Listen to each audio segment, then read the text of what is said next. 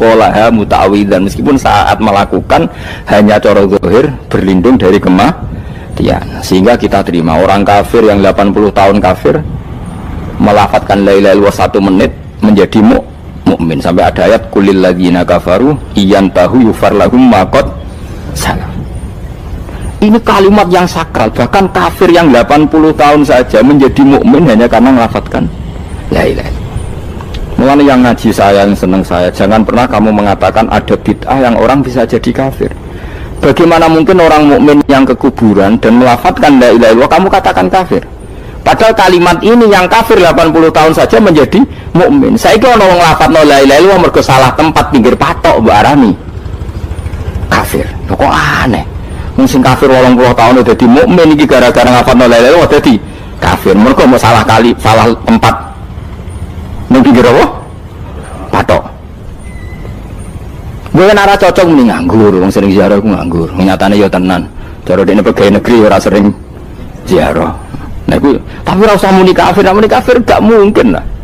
Coba kalimat ini itu orang kafir yang 80 tahun menjadi apa coba dengan melafadzkan kalimat ini? Mukmin kan? Berarti kalimat ini adalah kalimat penghilang kekafiran.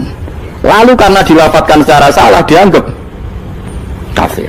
Hanya karena bid'ah itu tidak mungkin. Makanya sebetulnya Wahabi yang alim-alim itu tidak berpendapat demikian. Saya punya beberapa referensi Wahabi yang alim itu tidak pernah mengkafir-kafirkan orang karena perdebatannya seperti itu. Tapi saat ini wis kuwajo. Sebenarnya kalau orang alim itu ya mirip-mirip, entah Wahabi entah tidak mirip-mirip. Karena kalimat tadi. Wahabi itu kitab terbesarnya itu Ibnu Taimiyah. Ibnu Taimiyah itu punya murid Ibnu Qayyim Al-Jauziyah.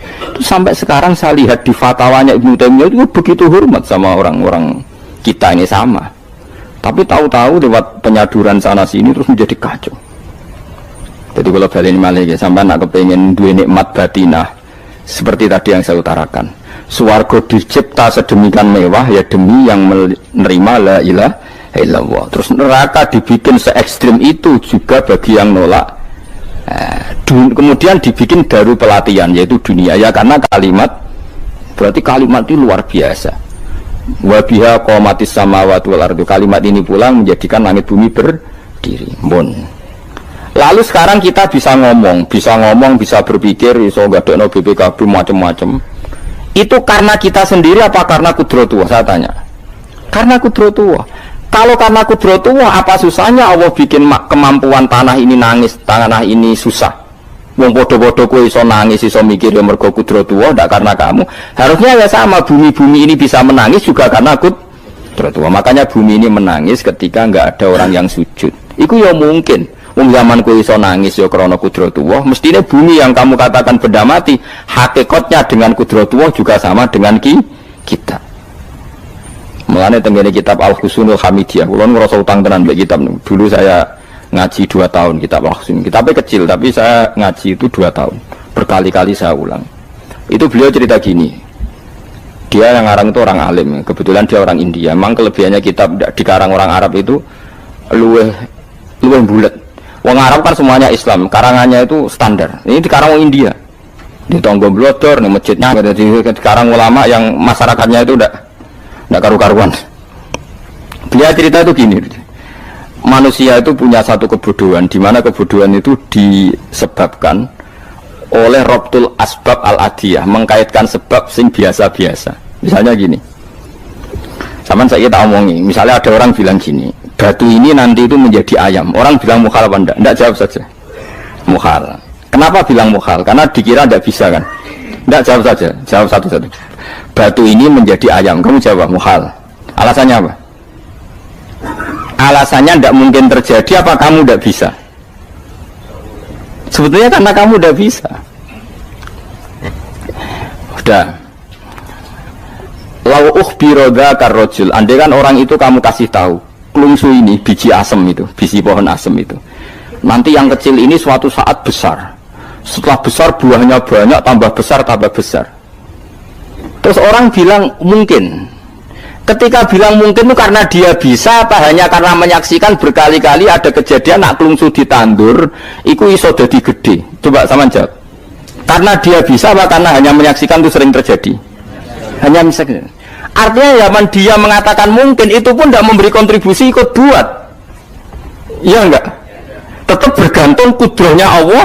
Dia hanya bilang mungkin karena sering melihat. Sebenarnya dia enggak sama sekali memberi kontribusi. Lha darani mungkin ya ora urun. Paham ya? Lalu kenapa dia kecangkeman terus muni wong wis mati dadi lemah gak mungkin dadi manusa meneh. Lho zaman dadi manusa sing wis ngene iki kok mani dene lara melo gawe. Terus muni mungkin mergo sering terjadi, sering roh, sering bersaksi. Berarti sebenarnya manusia itu pakai ukuran dia mampu tidak mampu apa pakai ukuran bersaksi melihat. Bersaksi.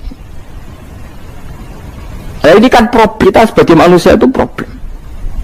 Mulane disebut wa kanal insanu zaluman jahula wis goblok aja-aja. Mergo manusia itu nak wis goblok aja-aja. Makanya saya kemarin diminta ngisi di pondok kajen. Kalau sampeyan berdebat sama orang ateis atau orang komunis itu gampang saja. Dilatih begini seperti teorinya Quran. Ya, nanti saya teruskan ini tak ulang lagi ya. Saya ulang lagi ya.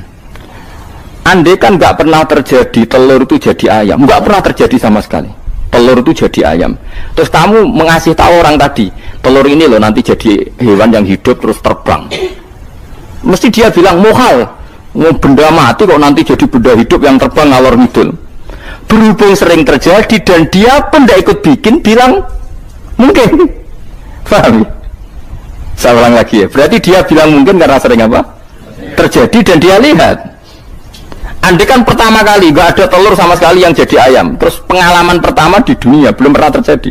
Kamu kasih tahu telur ini nanti jadi ayam terus terbang. Orang ini bilang muhal enggak? Muhal. Berhubung sering terjadi bilang enggak? Muhal. Nah berarti kita nanti bangkit dari kubur gampang saja bagi Allah. Cuma belum pernah terjadi kamu mengatakan muhal. Nah makanya otak kita harus dibenahi. Makanya jogeman percaya yang pernah kita lihat, yang sering kita lihat. Percayalah dengan akal, tapi akal waras tuh ya. Karena waras itu serepot tatanannya wangil.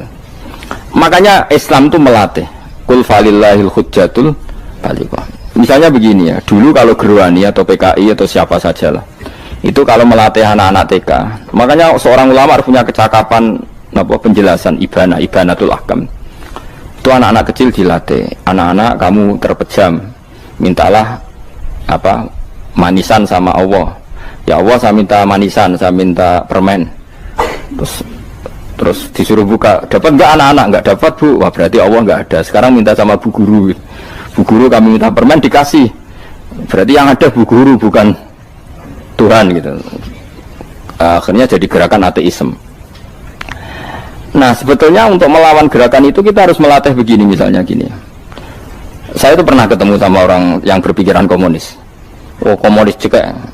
Dia nantang saya gini, Pak, pokoknya saya tidak bisa menerima konsep Tuhan sebelum Anda bisa menjelaskan kenapa ada Tuhan. Jadi, bocah kok elek ini. Nah, aku ngerti aja, sak cerdas ini tetap cerdas aku yakin, tetap cerdas aku.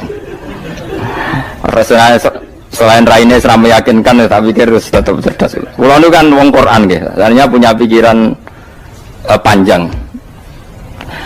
Mungkin di antara orang Islam kita ini tidak punya kecakapan menjelaskan. Tapi kalau orang sering baca Quran, apalagi dia ngaji tafsir ya, yang waras maksudnya waras lah. Terus rapati seneng duit, barang ini penting. Harus seneng duit, mari goblok. Yakin ulama seneng duit, mari goblok, tak jamin. Umpama alim ya kelas B, kelas C gak bisa, tahqiq gak bisa. Kalau tahu dikandani konco kulo, kulo riyen ambek jenengan udah bisa kaca akeh. Lah kenapa? Cok seneng duit, bro. Itu masalah bagi ulama. Orang dua itu masalah kan ya. Maksudnya rasa senang tapi ojo terus gak duwe.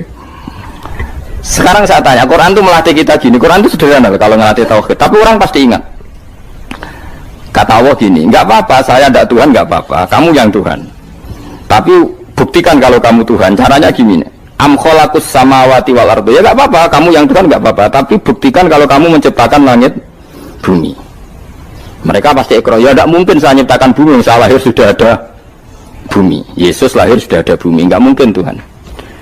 Terus Tuhan membuat pertanyaan kedua, am khuliqu min ghairi syai'in. Ya sudah, kalau saya tidak Tuhan, lalu nggak ada Tuhan, berarti alam raya ini tercipta oleh sesuatu yang nggak ada. Aneh nggak? Misalnya sebelum alam raya ini nggak ada Tuhan, berarti sebelum alam raya ini kan adanya nihilisme, sesuatu yang nggak ada. Kemudian sesuatu yang nggak ada menjadi penyebab sesuatu yang ada. Aneh nggak? Menurut aneh. Sesuatu yang nggak ada itu mestinya kan nggak bisa ngelabeti, nggak bisa berfungsi, nggak bisa ada gunanya. Oh jenenge ra ono ku ora marai apa-apa. Mau ora ono kok dadi sebab. Sesuatu yang menjadi sebab itu yang wujud apa yang nggak ada? Yang wujud. Sak takoi. Lah kalau nggak ada Tuhan berarti alam raya ini lalu sebabnya apa? Ya dari ketiadaan, lalu tiada itu menjadi sebab. Yang tiada kok jadi sebab itu tekem lho. Mikir. Di mana-mana yang sebab itu harus barang yang wujud, nggak boleh tiada kok jadi sebab. Ini kan jadi aneh, sesuatu yang tiada menyebabkan sesuatu yang ada. Terus dia bilang, ya pokoknya ronde ini kalah, tahu kapan tak pikir aja, pikir nganti mati temenang aku ini. Makanya sebetulnya dalam ilmu mantek, pertama itu kita tidak harus iman Tuhan itu namanya Allah, tidak harus. Makanya pertama dikenalkan, sementing kenal Tuhan itu ada dulu. Disebut zat sing wajibil wujud, belum disebut namanya Allah. Allah itu disebut nama Islam, itu paham ya? Saya ulang lagi, Allah disebut itu nama Islam. Tapi kalau penemuan akal hanya sampai kita ini butuh zat sing wajibil wujud, sing menjadi penyebab semua alam raya ini. Di bahasa Arab disebut musabbibul asbab. Belum menyebut Allah musabbibul asbab. Islam pun pertama Iqra turun ya gak nyebut Allah. Iqra bismi rabbikal ladzi khalaq, khalaqal insana min 'alaq. Iqra wa rabbuka. Tuhan itu siapa? Yang mencipta. Nah, yang mencipta ini oleh syariat Islam disebut apa? Tapi dalam logika yang penting gue kenal si ono musabbibil asbab. Pastikan bahwa alam raya ini yang wujud pasti disebabkan sesuatu yang ada. Nggak boleh barang wujud kok diciptakan oleh sesuatu yang tidak ada. Yang gendeng ora barbar barang ra ono mbok sifati al khaliq. Sing gawe langit bumi apa? Pencipta. Penciptane apa? Sesuatu yang tidak ada. Kowe ikhlas dutek ngono kowe ikhlas ta ora ya? Gak kowe ikhlas ta ora dutek ngono kowe ikhlas ta. Kowe gelem dadi bodoh niku. Gelem kowe. Mboten. Nah, nikmat niku jenenge nikmat batin. Mulane sing suwenang mbek kalimat la ilaha illallah. Wes ana sing bid'ahnallah iku wong nganggur wis beno sak uni-unine. Tapi kadang memang kita berlebihan. Tahlilan rabar-bar matang puluh dina ini rabar-bar muka alasannya usti sangoni akal tahlil sedih lalu saatnya penggemar sing keselen sing rantuk sangi ya butuh cepet.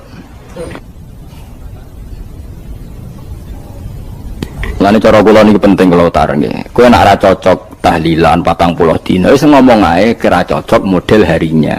Tapi ki aja menolak kalimat la ilaha illallah iku disifati Kanjeng Nabi kalimat thayyibah. Wong Nabi nyifati thayyibah, kalimat yang suci kok nyifati bid.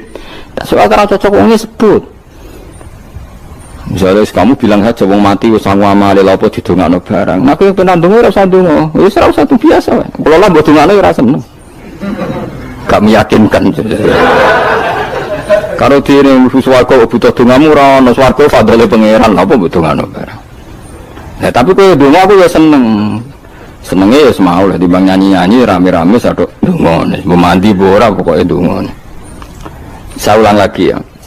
Makanya Quran itu melatih logika sampai seperti itu. Am khalaqus samawati wal ard bal la yuqinun sampai terus diulang-ulang. Am khuliqu min ghairi syai'in. Kalau mereka merasa Tuhan enggak apa-apa, tapi buktikan mereka ini wujud sendiri tanpa sebab. Atau begini, kalau mereka tidak tahu sebab pencipta langit bumi, mereka sendiri suruh yakin kalau mereka adalah penciptanya. Am humul khaliqun enggak apa-apa.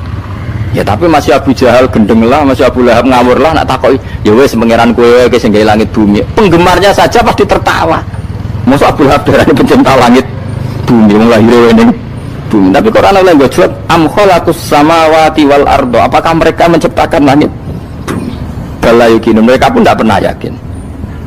Jadi itu pangeran. Makanya di mana-mana orang alim itu suka debat.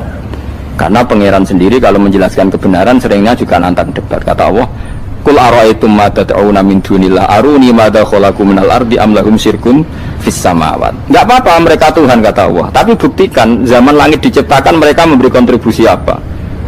Apa urun bego, apa urun cagak, apa piye lah pas aku gawe langit iku dekne urun apa jare am lahum syirkun fis samawat. Misale urun apa lah?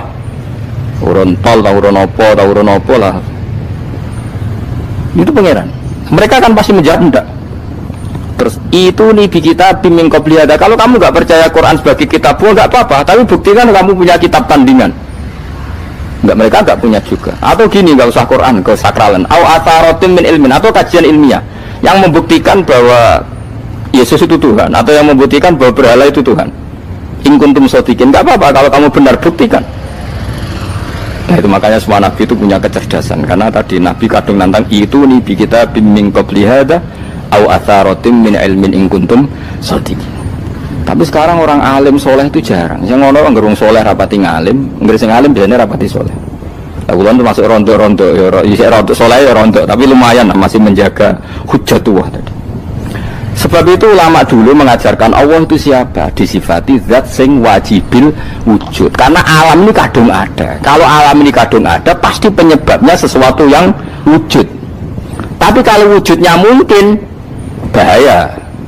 Wong sing gawe wae wujudnya terima mungkin, bisa wujud bisa tidak. Makanya dipermanenkan yang gawe alam ini zat sing wajibil wujud. Sing wujudnya wajib. Wajib itu nggak bisa nggak, pasti wujud.